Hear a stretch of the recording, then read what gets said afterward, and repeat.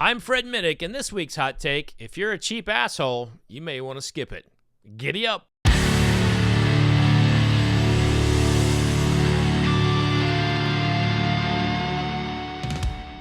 So during the pandemic, I learned something very, very valuable: how much I appreciate bartenders.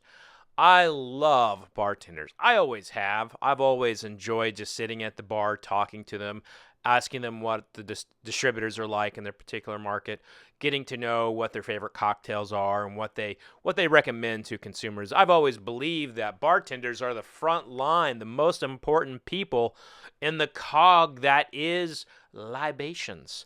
Whether they are talking about Singapore slings or they're trying to get people to taste a new whiskey in an old fashioned, they matter more than anybody else in the equation of the selling of alcohol. And also, bartenders are usually incredible people. In most markets, they make an embarrassing wage and they have to make their living off of tips.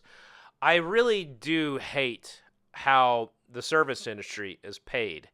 While I'm glad that people are able to get tips, I wish they had like a guarantee that they could get.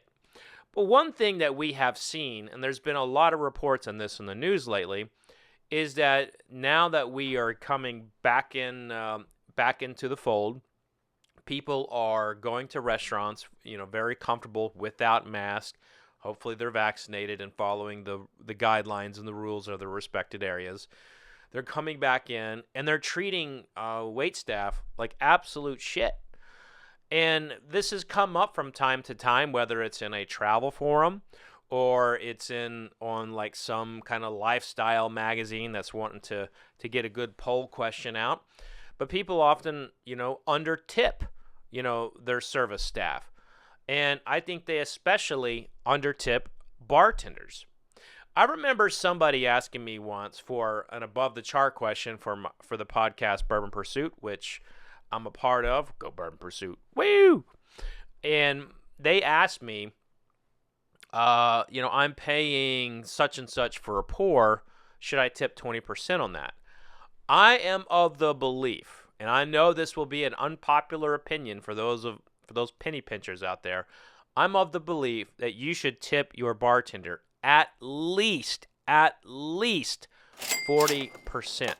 I do not think that you should take the basic concept of tipping your server of 20% and apply that to the bartender. Here is why. The bartender is often the beverage director. They stand on like their own island in terms of like how they operate their respective restaurant. Now, chains are different, restaurants are different. Some are on salaries, some of these people will be owners, but for the most part, these bartenders are working on tips. They are also cleaning every single one of the bottles. They are bussing their own area, whereas in a lot of restaurants, servers have their own, bus crews. They are also often negotiating with distributors to get good purchases for you. So they're doing so much more than picking up that bottle and just tilting it and pouring it for you. So that is why I think that you should always tip your bartender more than you would your average server.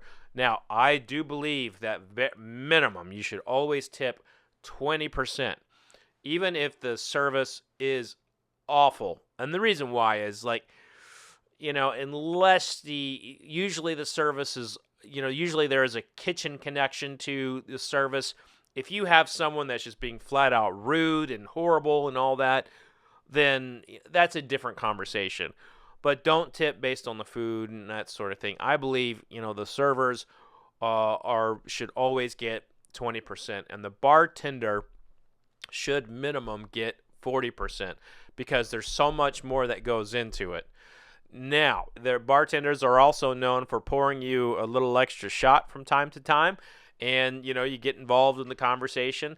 Maybe buy them a shot if it's allowed at their restaurant, if you're comfortable with doing that.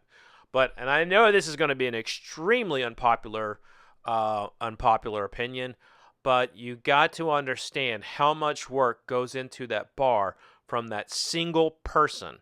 and their wage is not going to be near what they're worth. And the way that the American system is set up is based on tips.